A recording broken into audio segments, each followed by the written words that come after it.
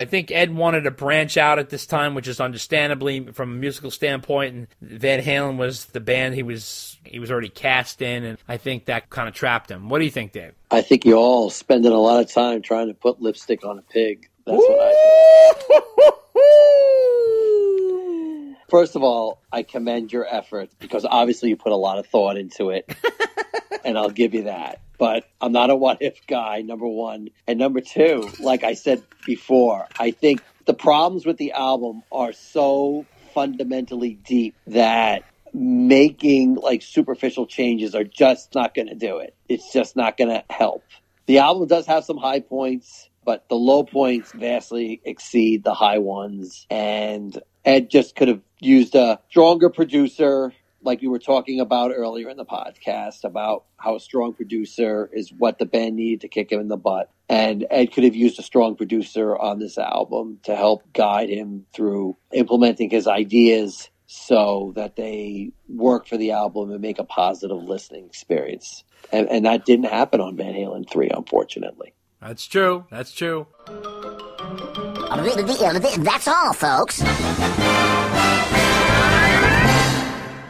And we're back to Dave's favorite part of the night, the last letter, lucky number 13, and it comes from DFVH5150 from Pittsburgh, PA. He says, you guys said twice that Dave rejoined Van Halen in December of 2005. You meant 06, right? And was that piece at the very end part of the jamming session Sass Jordan recorded while she was at 5150? Well, to answer your question, no. We were going by what Wolf said, and he said December 2005. You have to remember, the reunion with Dave took a long time because they might have just got together quickly in December of 2005, but you have to remember Eddie went to rehab, and they had the whole thing with him in the Rock and Roll Hall of Fame, and there was a whole long time before when they came out. In September of 2007, they had been working on that reunion a long time at that point. I was going by the date that Wolf said. I think it was either on the Eddie Trunk interview or the Stern interview. I think it might have been the Eddie Trunk interview. I'm not sure.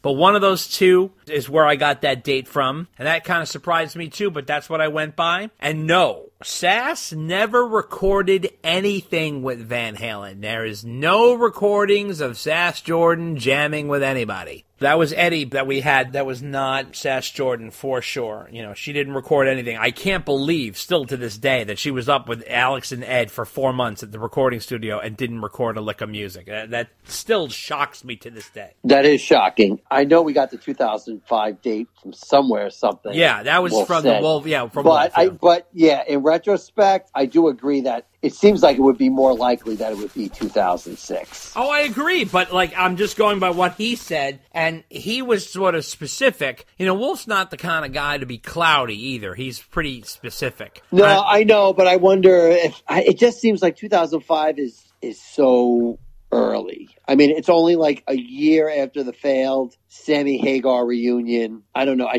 don't think they just feel like they weren't calling Dave that early in the game. I don't know.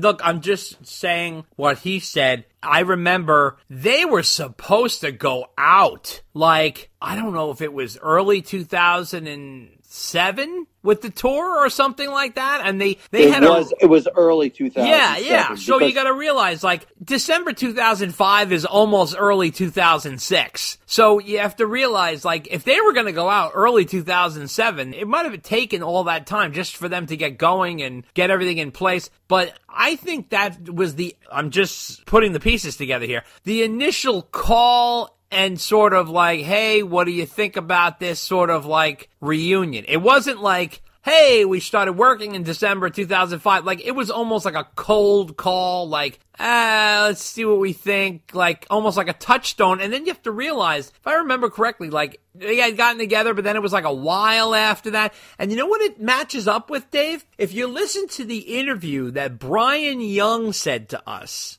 okay? He said in the spring, I think, or something, of 2006, he told him he's getting back with Van Halen. So if he's telling Brian by like the spring of 2006, he must have gotten together with the band, you know what I mean? So that could very well be. I'm tracking it according to that. I remember it was a long time, and that whole tour was rebooked. When we went to see that tour, that 2007 tour, and they had that press con, that whole thing was delayed. That was all delayed. Right, well, because Ed went back into rehab. Right. Because I remember they had announced the tour. Right. And then literally it was like 2 or 3 weeks later, they had announced the tour was being postponed before they had even officially announced any dates for the tour. I mean, it was nuts. Yeah. It was crazy. Yeah. It was and crazy. If I remember correctly, you can track it to a small article in Rolling Stone,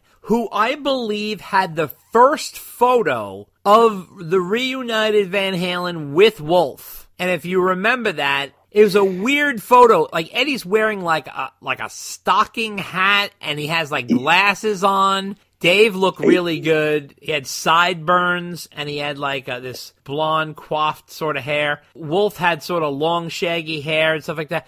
But it was weird. It's almost like something was held back. There's some sort of story there because they were getting into the Rock and Roll Hall of Fame in March, I believe, of 2007, and they couldn't even attend that. That tour was supposed to coincide with that whole thing. That was all like going to be like, here comes Van Halen again, and oh, they're in the Rock and Roll Hall of Fame, and that whole thing got botched. That whole thing got botched. So anyway, that wraps up the mailbag segment.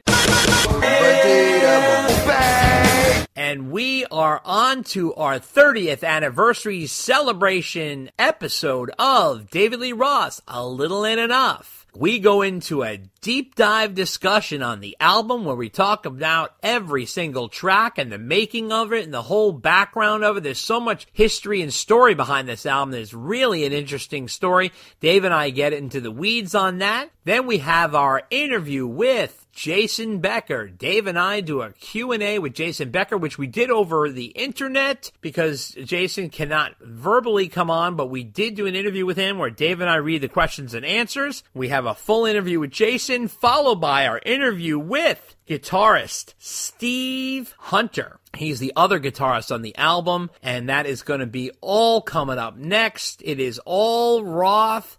30th anniversary of A Little Ain't Enough, and it is going to be unbelievable. Take a listen. Well, everybody talks about how hot they are. I'm so hot. That show was steaming. How was the show last night? It was hot. How's he playing it? Oh, he's hot. Man, does that guy sing good? Yeah, he sings hot. He's hot, man. This guy's hot. Is he cooking? Yeah, he's hot. He's cooking. Oh, it's just steaming, everything. I said, wait a minute. If you're truly bad, you're cold, man. You're cold. How cold are you? 40 below. That's right. Author Greg Renoff is back with a new book, Ted Templeman, A Platinum Producer's Life and Music. The new biography of the record producer Ted Templeman, who went on to produce Van Halen, the Doobie Brothers, Van Morrison, Aerosmith, Sammy Hagar, and more. The book, which runs $19.95, and it's currently available at Amazon.com. From the man who brought you Van Halen Rising comes Ted Templeman, A Platinum Producer's Life and Music, written by Templeman as told to Greg Renoff. Available for only $19.95 at Amazon.com. Order it today.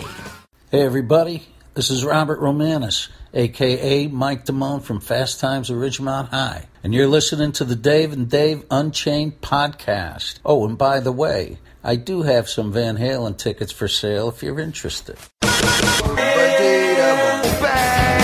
And if you would like to send us a letter asking a question or making a statement or whatever you'd like to say, you can send it to ddunchainedpodcast@gmail.com. I had just broken up with a girlfriend of mine, and come on, why would you have a divorce? You know, all divorces have sharp edges to them. Otherwise, you wouldn't break up. It's not like, God, I love you, honey, you love me? Yeah, well, let's break up. It doesn't go like that. There's sharp edges left behind, you know, and that's what you get from Tell the Truth. It's very sad, and there's some sharp edges there. It's like, I don't want to be sad. It's not right that I should be sad in this single case. And that's what you get from the lyric. And the beat is the same thing. Dum, dum, dum, dum, dum, dum, dum. It's insistent, even though it's dark and moody, but it's insistent.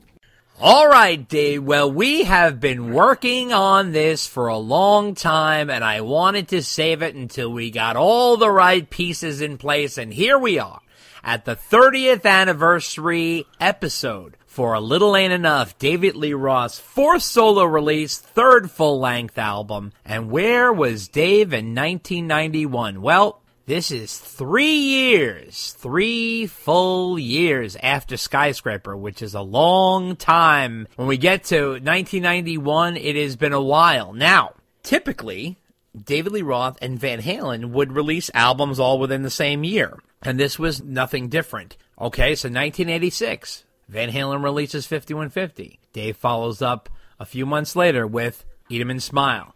In 1988, Dave releases Skyscraper very early in 88. Van Halen follows up with OU 812 6 months later. And here we are, Dave again, early in January of 91, releasing A Little Ain't Enough. Van Halen will follow in June with For Unlawful Carnal Knowledge. Well, this is the test. So what happened? So obviously Van Halen is riding higher than Dave at this point. Now, but Dave is at an interesting point because, okay, so he came out with his EP, Crazy from the Heat, in 1985. Does really well.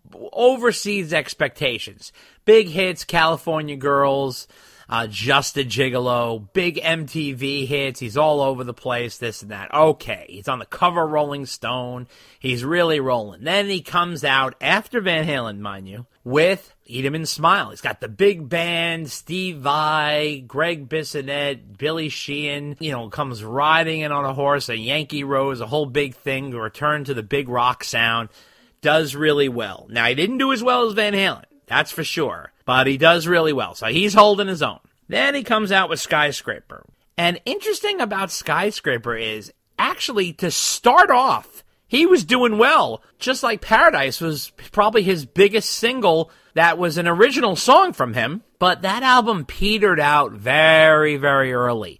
The second single, Stand Up, didn't go anywhere. And Damn Good, although it's a great song, it really didn't go anywhere. And it was sort of a floundering album. The band fell apart. Billy Sheehan left before the tour. And things were like, oh, what the hell's Dave? So where is Dave at? Dave needs to go back to the basics. So he comes out with A Little Ain't Enough, which is a return to rock. What were you thinking, Dave, when he was coming out with this? Where were your thoughts at? I was wondering what he was going to do because, as you mentioned, Billy Sheehan had left. Right. And Steve Vai had left after the tour. Right. Because I think he joined Whitesnake. Yes, he did. He was working on a solo album, and he joined Whitesnake. Right? Right. So Dave has to replace a significant part of his band. Mm-hmm. Skyscraper was a decent album, right? But it wasn't quite as rockin' or raw as Eat 'Em and Smile. Mm-hmm. As you pointed out, it had been 3 years. That's a long time for Van Halen or Dave. Usually those guys came out every 2 years. Right, every 2 years. And so 3 years, that's a pretty long time. Right. I mean, at that point, I was always looking forward to a David Lee Roth album. Right. He was always good for a single, and he had, his albums, they were never bad. They were rock solid, very good. Right. So my expectations were high. As a matter of fact, I remember I bought the album on cassette. Remember those? Right, sure. A week before the album was supposed to come out. Oh, that's right. I was at some music store on Long Island. I don't remember. It was someplace like I usually never went. Can I make a guess here? Was it Ray Reid, Dave? No. Ray Reid I would have remembered. Okay. Because Ray Reid totally gave me all the Monkey bootlegs. They totally enabled me.